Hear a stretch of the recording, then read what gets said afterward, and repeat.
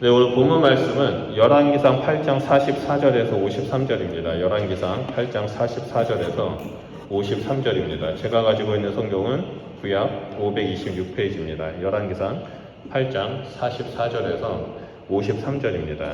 제가 44절, 여러분 45절 우리 서로 교독하도록 하겠습니다. 주의 백성이 그들의 적국과 더불어 싸우고자 하여 주께서 보내신 길로 나갈 때 그들이 주께서 택하신 성읍과 내가 주의 이름을 위하여 건축한 성전이 있는 쪽을 향하여 여호와께 기도하거든 주는 하늘에서 그들의 기도와 간구를 들으시고 그들의 일을 돌아보소서. 범죄하지 아니하는 사람이 없사오니 그들이 주께 범죄함으로 주께서 그들에게 진노하사 그들을 적국에게 넘기심에 적국이 그들을 사로잡아 원그를 막론하고 적국의 땅으로 끌어간 후에 그들이 간성을 스스로 깨닫고 사로잡는 간구하기를 우리가 범죄하여 반역을 행하여 악을 전하리라. 자기를 사로잡아 각 적국의 땅에서 온 마음과 온 뜻으로 주께 돌아와서 주께서 그들의 조상들에게 주신 땅 곧 주께서 택하신 성읍과 내가 주의 이름을 위하여 건축한 성전이 있는 쪽을 향하여 주께 기도하거든 주는 계신 곳 하늘에서 그들의 기도와 간구를 들으시고 그들의 일을 돌아보시며 주께서 범죄한 백성을 용서하시며 주께서 범한 그 모든 허물을 사하시고 그들을 사로잡아 간 자 앞에서 그들을 불쌍히 여김을 얻게 하사 그 사람들로 그들을 불쌍히 여기게 하옵소서. 그들은 주께서 철 풀무 같은 애굽에서 인도하여 내신 주 백성 주의 소유됩니다. 원하건대 주는 눈을 들어 종의 간구함과 주의 백성 이스라엘의 간구함을 보시고 주께서 부르시는 대로 들으시옵소서. 주 여호와여 주께서 우리 조상을 애굽에서 인도하여 내실 때 주의 종 모세를 통하여 말씀하신 같이 주께서 세상 만민 가운데서 그들을 구별하여 주의 기업으로 삼으셨나이다. 아멘. 네, 오늘 본문 말씀은 열왕기상 8장 44절에서 53절입니다. 이 열왕기상 8장은 솔로몬이 성전을 완축하고 나서 하나님께 봉헌 예배를 드리는 것들로 다루어져 있습니다. 그래서 8장 내용을 간단하게 살펴보면 1절에서 13절은 언약궤가 지성소 안으로 들어가는 그런 일들이 기록되어 있습니다. 그리고 14절에서 21절은 하나님을 향한 감사의 기도가 기록되어 있고요. 22절에서 53절에는 이 성전을 하나님 앞에 올려드리는 봉헌 기도가 기록되어 있습니다. 이 54절에서 61절 거기에서는 이스라엘 백성을 향한 축복 기도와 권면이 일어나고요. 62장과 66절은 화목제로 봉헌 예배가 마무리가 됩니다. 이제 우리가 오늘 보게 될 말씀은 22절에서 53절의 봉헌 기도에 속한 말씀입니다. 이 봉헌 기도를 살펴보면요, 솔로몬은 7가지의 중보 기도를 하면서 하나님 앞에 나아갑니다. 우리가 금요일 묵상 말씀부터 시작되고 있는데 이 솔로몬의 중보 기도는 이웃과의 분쟁에 대한 중보 기도가 나오고요.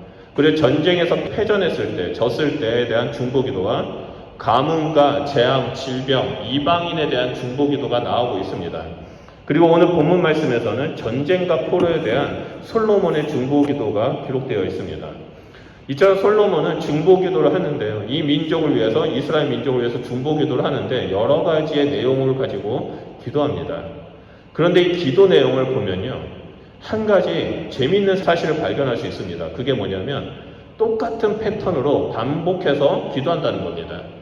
하나의 핵심적인 패턴을 중심으로 해서 솔로몬은 기도합니다. 그 패턴, 그 기도의 형식, 솔로몬의 기도의 형식이 30절에 나오는데요. 우리 다 같이 30절 말씀을 보도록 하겠습니다. 우리 다 같이 한번 읽어볼까요? 시작. 주의 종과 주의 백성 이스라엘이 이곳을 향하여 기도할 때는 주는 그 간구함을 들으시고 주께서 계신 곳 하늘에서 들으시사 사하여 주옵소서. 아멘. 네, 이 말씀이 솔로몬의 기도의 패턴입니다. 형식입니다. 이 기도 형식이 계속해서 반복해서 솔로몬은 기도합니다. 이 솔로몬의 기도 형식을 보면요, 크게 3가지로 나오는데요. 첫 번째는 죄를 범할 때라는 패턴이 나오고, 둘째는 성전을 향하여 라는 패턴이 나옵니다. 그리고 성전에서 기도하거든 이렇게 패턴이 계속 기도에 나옵니다. 그리고 나서 마지막 3번째로는 성전을 향해서 우리가 기도할 때 하나님 우리의 죄를 용서해 주십시오, 사하여 주십시오 라는 패턴이 나옵니다. 그래서 30절에서는 범죄했던 내용이 나오지는 않습니다. 하지만 뒤에 이어서 나오는 사하여 주옵소서라는 내용으로 봤을 때 분명히 이스라엘은 하나님께 죄를 범해 심판의 상황에 있게 되었음을 알 수 있습니다.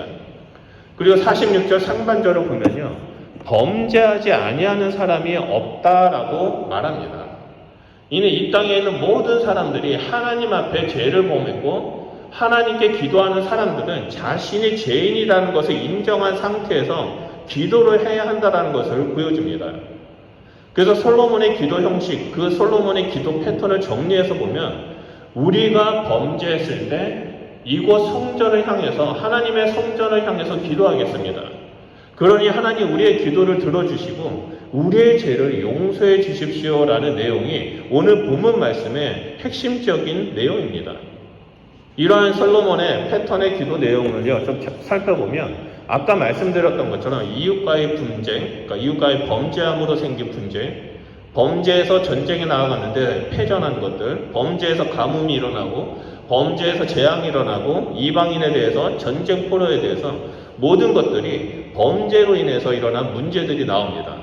그래서 솔로몬은 이런 문제들을 가지고 사람들이 성전을 향해서 나아가 기도할 때 하나님 우리를 용서해 주시고 이 문제들에서 우리를 구원해 주십시오, 우리를 도와주십시오라고 기도한다는 겁니다.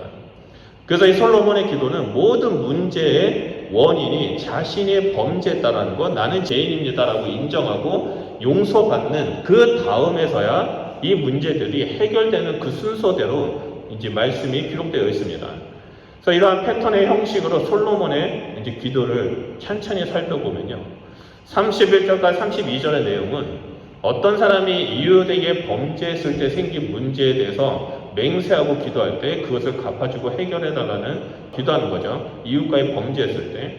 그리고 33절과 34절은 주의 백성이 범죄에서 전쟁에서 패했을 때 그 문제를 가지고 성전을 향하여 기도하죠. 그리고 용서해달라고, 그래서 조상의 주신 땅으로 다시 한번 우리가 들어가게 해달라고 기도합니다.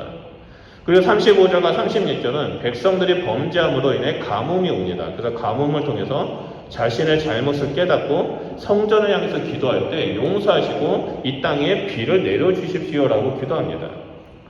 37절과 39절에서 마찬가지죠. 이 땅에 기근이나 전염병이나 해충이나 무슨 재앙이나 무슨 질병이 있든지 무엇이든지 막론하고 뒤에 온 백성이 각각 자기의 마음의 재앙, 다시 말해서 죄를 깨닫고 성전을 향해서 기도할 때 하나님 용서해 주시고 그 행위대로 갚아주시고 이 문제를 해결해 달라고 말합니다. 41절에서 43절에 보면 모든 죄인이라고 여기죠. 이방인조차, 죄인인 이방인, 유대인들은 이방인들을 인간 취급하지 않고 부정한 자, 죄인이라고 여겼는데 그런 이방인조차 성전을 향해서 기도할 때 들어주십시오, 하나님을 알게 해주십시오라고 기도합니다. 그리고 오늘 본문 말씀에서 44절과 45절을 보면 적국과 더불어 싸우는 문제가 나오죠. 싸우고 있을 때 성전을 향해서 기도하면 하나님 용서하시고 돌봐달라고 말하는 겁니다. 46절에 범죄에서 적국의 땅으로 포로로 끌려갈 때, 48절에 건축된 성전을 향해서 기도할 때 49절 보면 돌봐주시고 50절에서 용서해달라고, 불쌍히 여겨달라고 기도합니다. 이렇게 솔로몬의 기도 패턴에 자세히 보면요, 한 가지 반복돼서 말씀되는 것이 있습니다. 그것이 뭐냐면 성전을 향해서입니다. 성전을 향해서. 그래서 오늘 좀 이 성전을 향해서를 좀 집중적으로 보면서 우리는 하나님께 어떻게 기도를 드리고 있는가, 우리의 삶을 좀 살펴보려고 합니다. 구약 성경을 보면 성전을 향해서 기도하는 내용들이 많이 나오죠. 특히 다니엘서 6장을 보면 다니엘을 시기하는 그 사람들이 다리오 왕에게 와서 뭐라고 말합니까? 다리오 왕 대신 다른 신을 섬기고 다른 신에게 무릎 꿇고 다른 신에게 기도하는 자들가 있다면 그 사람을 사자굴에 던지십시오라고 유혹을 합니다. 그래서 이 어리석은 다리오 왕이 자기를 높여지는 것에 대해서 너무나 좋아가지고 자기가 다스리는 전 지역에 조서를 내립니다. 지금부터 나 외에 다른 신에게 절하거나 기도하면은 그 사람은 사자굴에 집어 던지겠다. 그렇게 조서를 내립니다. 이 모든 사실을 다니엘은 압니다. 내가 기도하고 내가 하나님 앞에 예배한다면 나는 사자굴에 던져서 죽을 수밖에 없다라는 사실을 알면서도 불구하고 이 다니엘서 6장을 보면 다니엘은 성전을 향해서 창문을 열고 자기가 원래대로 했던 대로 하루 3번 무릎을 꿇고 하나님께 감사기도를 드립니다. 그 외에 시편을 보면 시편 기자들도요, 이 성전을 향해 손을 들고 하나님을 찬양하고 기도합니다. 이렇게 성전을 향해서 하나님께 기도했던 내용들이요, 신약시대에 와서 갑자기 바뀌어버립니다. 왜 그렇습니까? 성전 되시는 예수 그리스도께서 이 땅에 오셨기 때문입니다. 요한복음 2장을 보면 예수님께서 성전을 깨끗게 하시고 19절에 너희가 이 성전을 헐라 내가 사흘 동안 일으키리라 라고 말씀하십니다. 이 말을 들은 유대인들이 46년 동안 지은 이 성전을 어떻게 3일 동안 일으키냐라고 조롱하고 비난하죠. 그래서 우리 요한 형님이 어떻게 설명합니까? 바로 21절에 이런 말씀을 하죠. 예수는 성전된 자기 육체를 가리켜 말씀하신 것이라 라고 친절하게 설명을 해줍니다.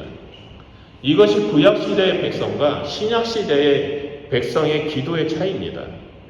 구약시대에는 성전을 향해서 기도할 때 죄가 사함받는 경험을 했지만 신약시대 이후에는 우리는 성전 대신 예수 그리스도를 의지하며 기도할 때 죄가 용서받고 구원을 얻게 된다는 겁니다. 구약시대에는 성전을 향해서 기도하는 목적이 죄 사함을 받는 것이라면 신약시대에는 예수 그리스도의 이름으로 기도하는 목적은 죄 사함을 받았다라는 사실을 깨닫고 내가 구원받은 백성이라는 사실을 깨닫는 것입니다. 오늘 본문 말씀에서는 이 죄 사함을 받은 사람의 3가지 특징이 나옵니다. 이 3가지 특징은 51절, 53절에 나오는데요. 중요한 말씀입니다. 우리 다 같이 읽어보도록 하겠습니다. 51절과 53절입니다. 시작. 그들은 주께서 철풀무 같은 애굽에서 인도하여 내신 주의 백성, 주의 소유가 됨이니라. 원하건대 주는 눈을 들어 종의 간구함과 주의 백성 이스라엘의 간구함을 보시고 주께 부르짖는 대로 들으시옵소서. 주 여호와여 주께서 우리 조상을 애굽에서 인도하여 내실 때 주의 종 모세를 통하여 말씀하신 같이 주께서 세상 만민 가운데서 그들을 구별하여 주의 기업으로 삼으셨나이다. 아멘. 그럼 말씀을 보면 죄 사함을 받고 구원받은 우리를 뭐라고 말하냐면 주의 백성, 주의 소유, 주의 기업이라고 말합니다. 이것은 구원받은 자의 특징입니다. 우리가 예수 이름으로 기도할 때 하나님 저를 주의 백성으로 삼아주셔서 감사드립니다. 하나님 저를 용서하시고 저를 구원하시고 주의 소유, 주의 기업으로 삼아주셔서 감사합니다라고 끊임없이 믿음의 고백을 해야 한다는 거죠. 여기서 먼저 주의 소유에 대해서 살펴보면 주의 소유라는 히브리어 단어는 바로 나하라입니다. 근데 재밌는 것은 뒤에 나오는 주의 기업이라는 것도 히브리어로 똑같은 단어 나하라입니다. 주의 소유, 주의 기업의 원문 성경이 히브리어 단어는 나하라라고 기록되어 있는데 이 나하라라는 말은 소유 또는 상속받을 재산을 말합니다.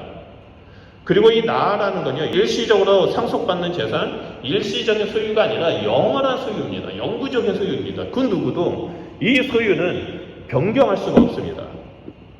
이 영구적인 소유, 영원한 소유라는 이 의미가 매우 중요합니다.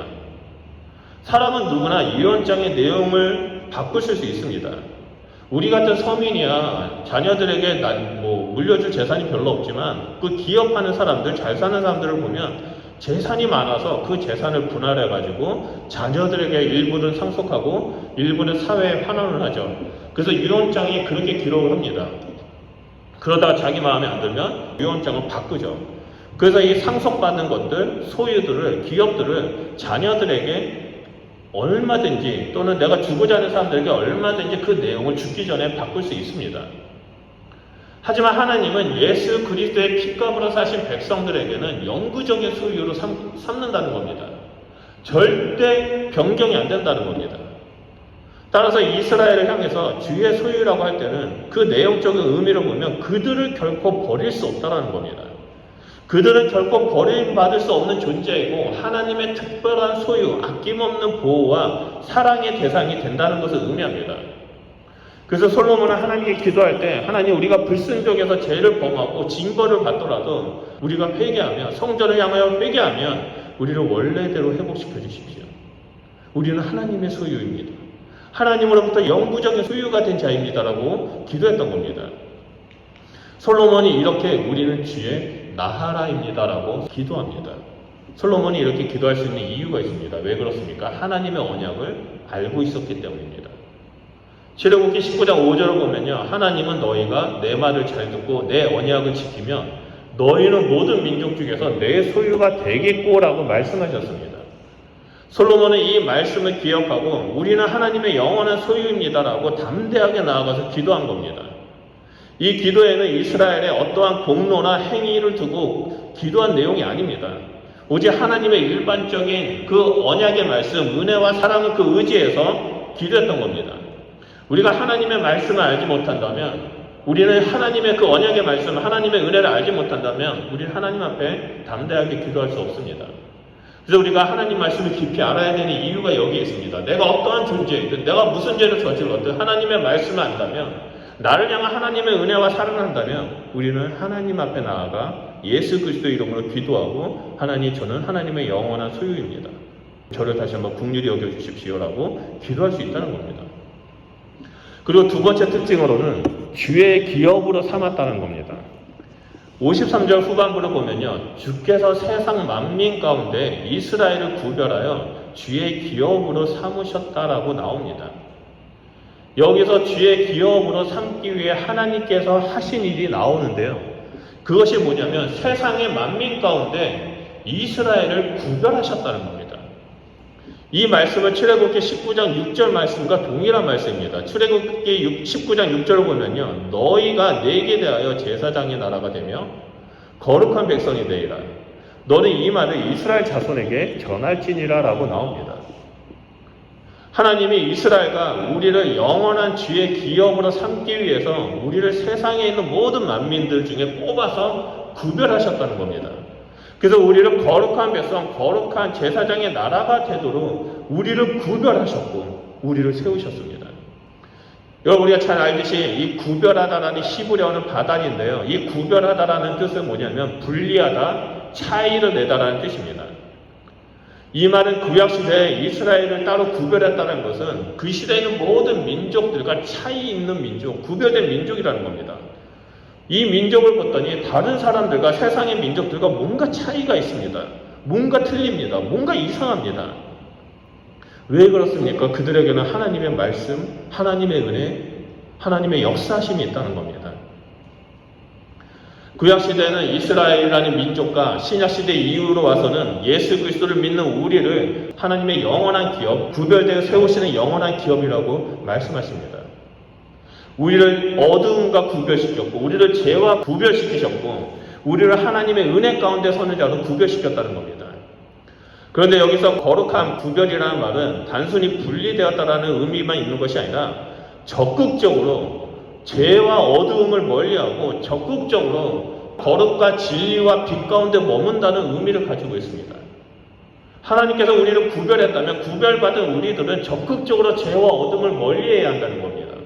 적극적으로 거룩과 진리와 빛 가운데 머물기 위해서 끝까지 영적 전쟁을 하고 싸워야 한다는 겁니다. 오직 하나님 앞에 서기를 날마다 선택해야 한다는 거죠.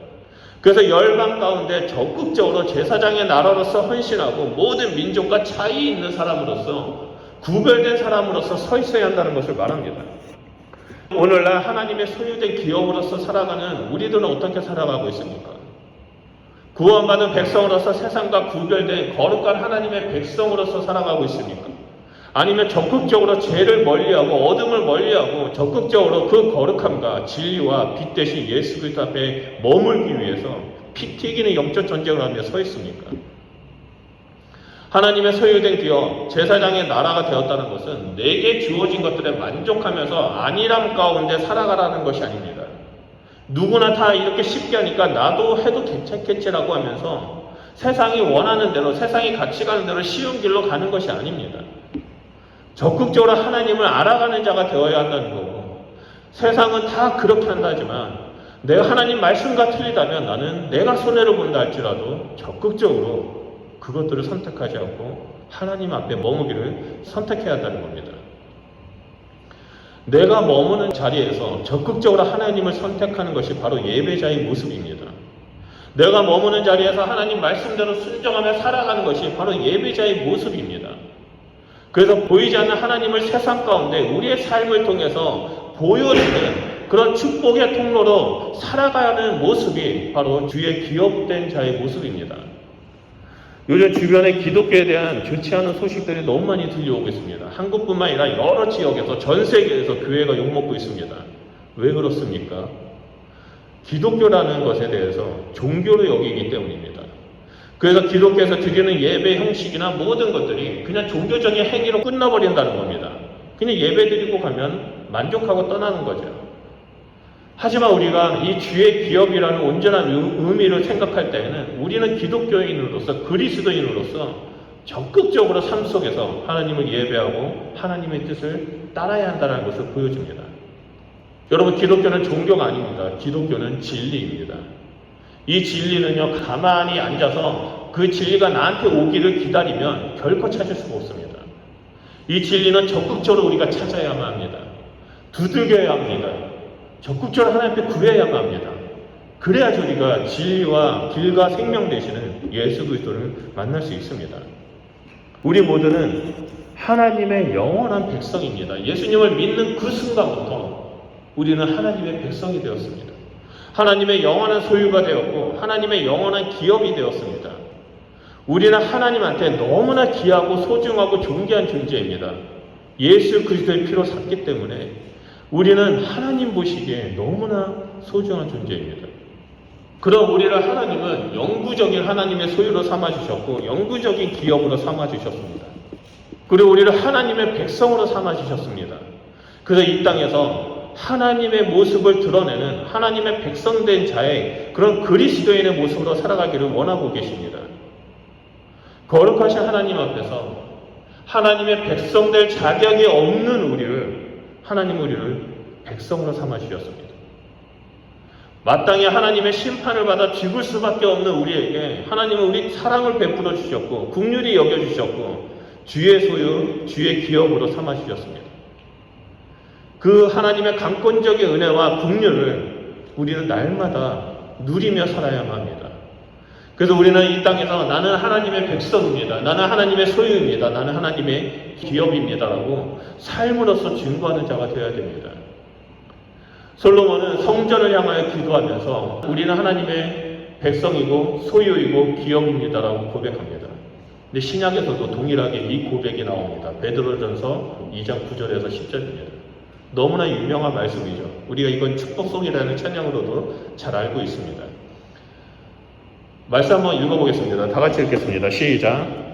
그러나 너희는 택하신 족속이요 왕같은 제사장들이요 거룩한 나라요 그의 소유가 된 백성이니 이는 너희를 어두운 데서 불러내어 그의 기이한 빛에 들어가게 하시니에 아름다운 덕을 선포하게 하려 하심이라.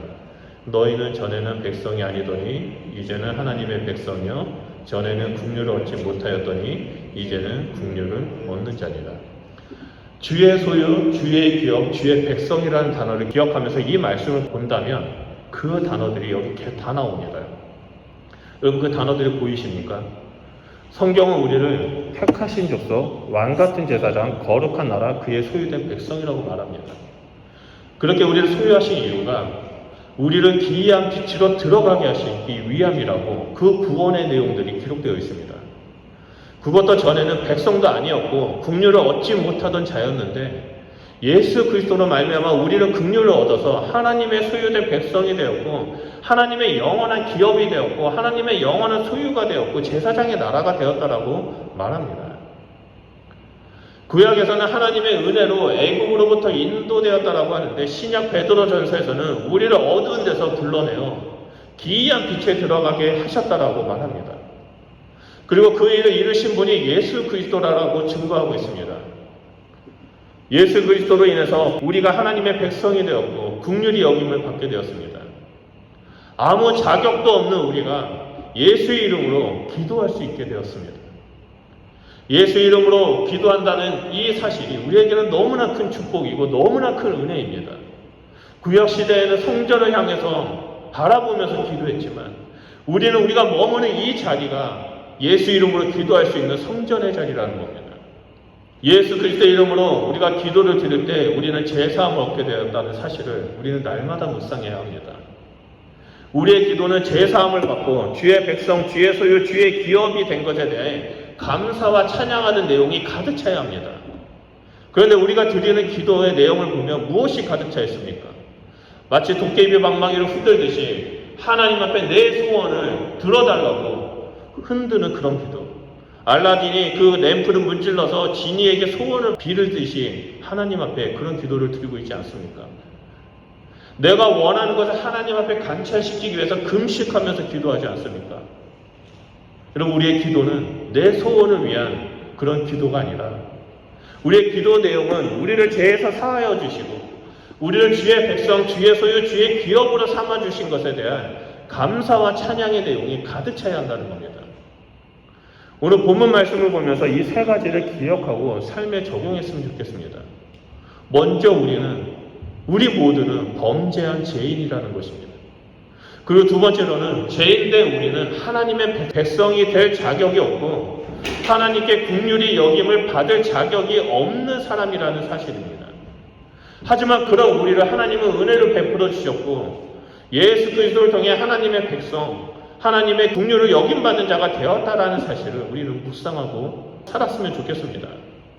그리고 마지막 세 번째로 구약시대의 백성들은 성전을 향해서 기도했던 것처럼 우리는 성전 대신 예수 그리스도 앞에서 예수 그리스도의 이름으로 담대히 나아가 기도할 수 있는 자가 되었다는 것을 우리는 기억했으면 좋겠습니다.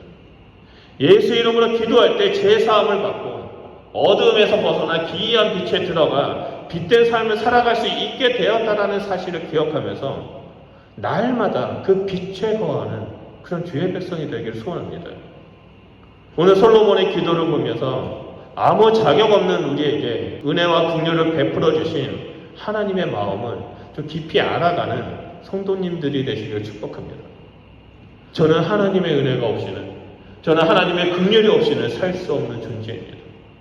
하나님 저를 구원하시기 위해서, 저를 백성으로 삼아주시기 위해서 저에게 은혜와 긍휼을 베풀어 주셔서 감사합니다라고 고백하면서 날마다 하나님께 딱 달라붙어서 결코 떨어지지 않는 주의 백성, 하나님이 기뻐하시는 그 삶을 살아가는 저와 여러분이 되시길 주님의 이름으로 축원드립니다. 우리 좀 말씀을 기억하면서 기도했으면 좋겠습니다. 우리가 이 시간에 기도할 때 하나님 내 삶 가운데 하나님의 은혜와 긍휼이 충만하길 소원합니다. 하나님 내 삶 가운데 하나님의 말씀이 넘쳐나길 소원합니다. 하나님 내 삶 가운데 제 사함 받았다라는 그 구원의 감동이 넘치길 소원합니다. 하나님 내가 기도할 때 도깨비의 방망이를 흔들거나 그 지니의 램프를 문지르는 기도를 하는 것이 아니라 날마다 하나님께 감사하며 찬양하는 기도를 드릴 때마다 하나님 우리를 주의 영원한 기업, 주의 영원한 소유, 주의 백성된 삶을 살아갈 수 있도록 성령님 제 삶을 주관해 주십시오. 그래서 이 땅에서 구별된 하나님의 백성, 하나님 은혜 가운데 머무는 그 백성, 예수님과 함께 동행하는 그 백성이 될 수 있도록 주님 함께 해주십시오라고 우리 주여 삼창하며 기도하도록 하겠습니다. 기도하겠습니다.